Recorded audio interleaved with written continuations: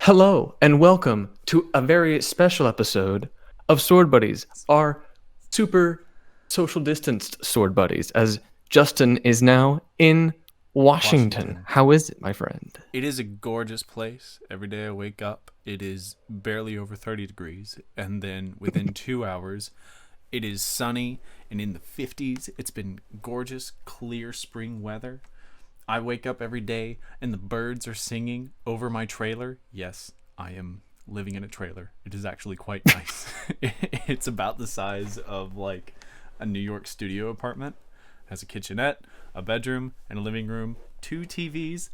Frankly, that's all I need. Yeah, you gave me the tour a little bit earlier before we started recording, and it's a pretty sizable spot. I mean, I can pace it's meant for a about. small family, right? Yeah, it's usually it's meant for like an older couple to stay in, and it's a Denali trailer, so it's meant for like camping in style. But it is extremely comfortable. The couch is a pull-out. I have a recliner. The bed's a queen and super soft, and the closet is a double mirror. It's great. It is absolutely great. And Fantastic. the area is phenomenal. I have a huge yard now. Well, it's not my yard, it's my girlfriend's family's yard, but I have free reign to use it whenever. Brilliant. And my buddy Pierce is coming over, and he and I, after this, are actually going to do some German longsword. Oh yeah. Yeah. Before we get into that real quick, Ah, and before we get into more of your sword work, I do want to talk a real quick about today's sponsor, your yes. sponsor, Our my sponsor. sponsor, Everyone's sponsor. H2O. Fun fact. Everyone is 75% H2O. Madness. I know. You walk on a pile of bodies and you're 75% Jesus. That's a joke. That's a joke. I hadn't thought about it that way. But you brought up Pierce, and we're going to have him on soon. I'm very excited because we talked about having him on like our third or fourth first podcast or Sword Buddies. You said you worked on some lightsaber stuff. That's what we're going to be doing. He's going to come over and we're going to Oh. play some German longsword stuff, I believe from the Meyer treatise, and we're going to translate that into lightsaber. And Okay. he's a reader of Marozzo, and he's been reading a gentleman named George Silver, who is an English sword artist from, I want to say, mid 18th century, but don't quote me on that. I really just heard about him today, and I'm going to learn more about the gentleman as Okay. my research continues. We'll definitely take some notes for us because I think I've heard of Silver, and maybe of Mozzo. Yeah. Marozzo? Mozzo? Morozzo? Yeah, he's I'm another pretty one of the sure I've heard of. Italian schools. I think he came a little bit before Fabris. Because I think I've heard that name before, but I haven't. I couldn't perform anything if you asked me. But I believe I shouldn't say anything because I know no, go very ahead. little about it, so I can't say anything to what the style is about. Mm. I know that some rapier schools, they're like, yeah, cuts are absolutely a thing.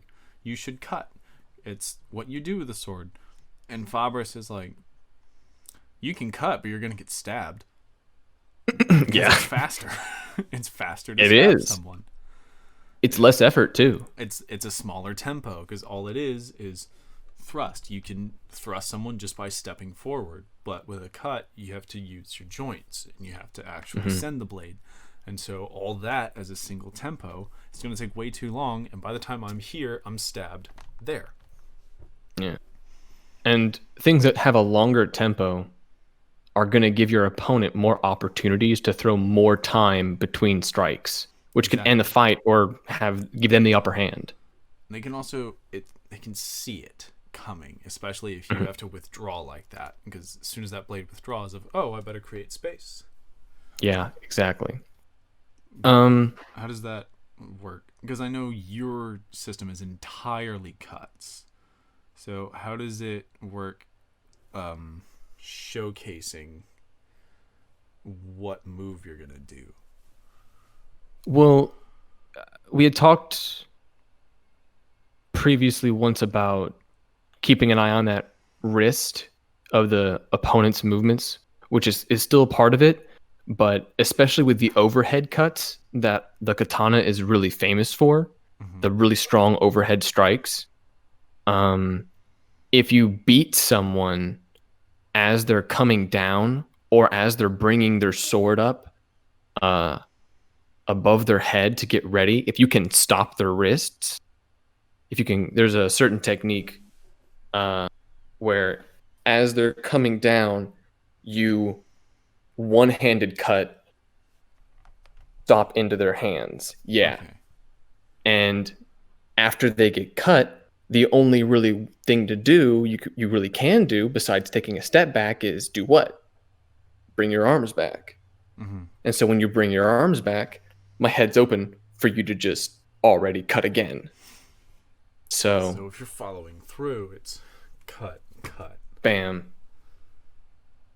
Yeah, and in that timing of what happens between, how they react and, when to cut as they're coming down, it's all that training, Mm-hmm. getting that muscle and back in your system.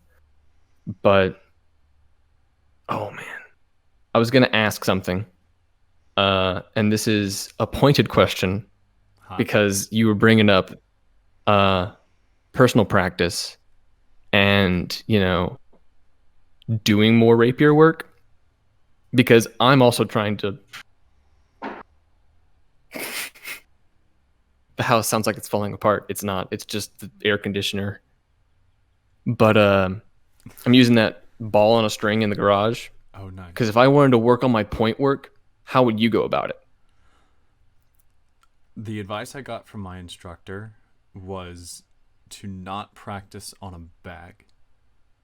Mm, So that ball is fine, but he does it. He always talks about what you talk about in your school. Imagine the opponent and imagine specifically what they are doing and practice your responses slow. okay, Because the slower you do it, the smoother you can do it, and the smoother you can do it, the faster you can do it. Um, true. for the ball, definitely like imagine what part of the body that is at. Is it their chin? Is it their head? Is it their neck? Is it center of the chest? Is it the shoulder? Is it that shoulder? Is it underneath? And it will only for a ball it will on a string it will only stay in that one spot. But if you're able to mentally shift what that target is and maintain the action that they're doing, that is how you slowly build up to be able to be a better fencer against a live opponent. Okay, okay, However, like you're you won't really ever get good enough to fence until you actually go out and live fence someone. That's sort of the beauty of the HEMA work that I do. If I can just throw on pads and tip my sword, which is already not sharp, and I can go out and I can lose 50 times a night, and I can learn from that losing of, okay, I didn't put up my riposte here, I didn't hold up my counter guard, and then I can yeah, go you and do can that in learn my those adjustments. yeah, and I can run that in my personal practice, and then I can come back and instead of losing 50 times, I win 20 times and I lose 30 times, and you Hmm. just slowly build up to so many losses that you know how to destroy someone's technique every time. Hmm. When you do mostly fence, because I know we talked about how you approach in with your sword grip, how you kind of do terza, where it's the sorry, where Mm-hmm. it's yeah, straight up and down. There we go. Mm-hmm. Straight up and down. Do you find yourself mainly fencing like that all the time, or do you do a supination or a pronation? Probably. So the most common for me is terza or quarta. Okay, you do a slight supination. I will either do O- completely sideways or I will do supination. I mostly do supination because from the school I came from, the fencers naturally wanted to put you to their inside, which meant the unarmed side of the Okay. hand. And because it's, even if you're a left-handed fencer, this is your inside because that's the one that doesn't have a sword. And so the tendency for all these right-handed fencers is I fence them in quarta because they like to hold their guard really high to make sure they're covering their head. And so if I fence them in quarta, I can quickly lift my palm to defend my head, but I can also strike underneath their sword frequently.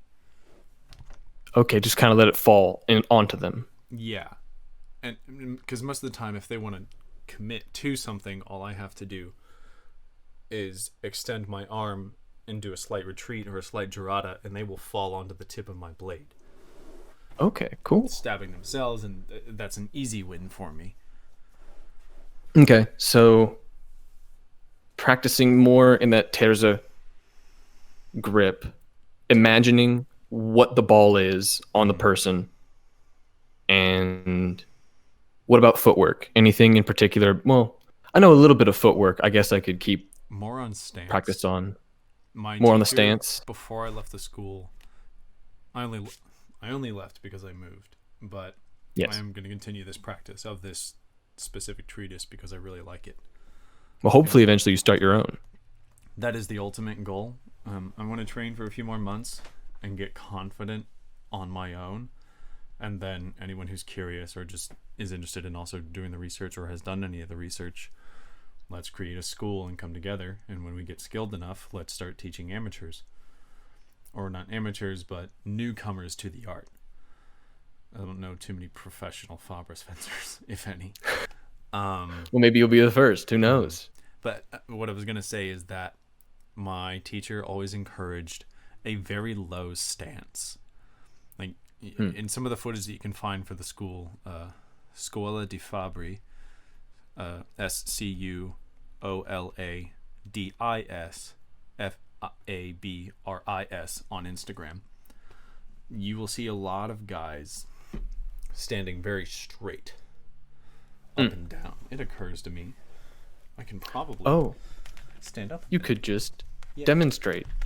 So you will see a lot of guys standing very vertical, but Tim has always encouraged me to get as low as possible whenever fencing, because it will make you more cautious, and it actually, a technique that you do on stage, that a habit you're trying to break, is it collapses all of the options to get hit, and it puts you behind this extremely long, sharp shell of a sword. Okay. So the lower you get, the harder it is to hit you. The less mobile you are, but it's surprising how much it can extend the reach of your lunge whenever you rest lower. Okay. So I'll have to look at those videos, because we do have a link in the description for this, so you can go check it out there. But I'll have to work on that. I actually need to get going to get ready for my class tonight. So What's on the I'll menu take those tonight? notes. What's on the schedule for tonight? Do you know? Or are you going in and you'll find out?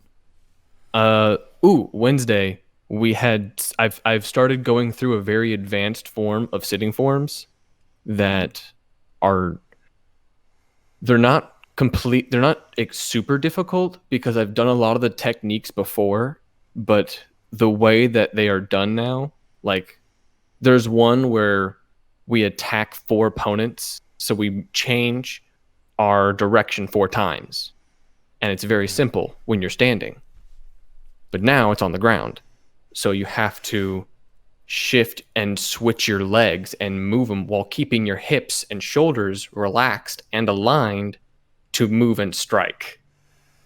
It's not that difficult. I mean, it is, because you have to keep stacked and I have to keep my hips underneath me, but it's it's really challenging. So I'm excited to get back into it, because we got through the first 7, and I think I have like 3 more left to do tonight. So then my last question before you go. Do you think the Suzuki movement method that we did in university would help with that? Oh my God. It has been, that whole method has been instrumental in the movement in working this at all, because it's Interesting. built off of that Japanese movement system of keeping your body low and your knees slightly bent. So Okay. there's not that full heel on the ground, but well, it's just not keeping that head from bobbing up and down. Okay. Keeping it stacked, Almost but keeping the gliding shoulders always. relaxed. Always gliding. Mm-hmm. Okay. That's the idea, because it's a lot about relaxing before the strike to have the strongest amount of force possible. Okay. Because, well, yeah, yeah, it is. Because yeah.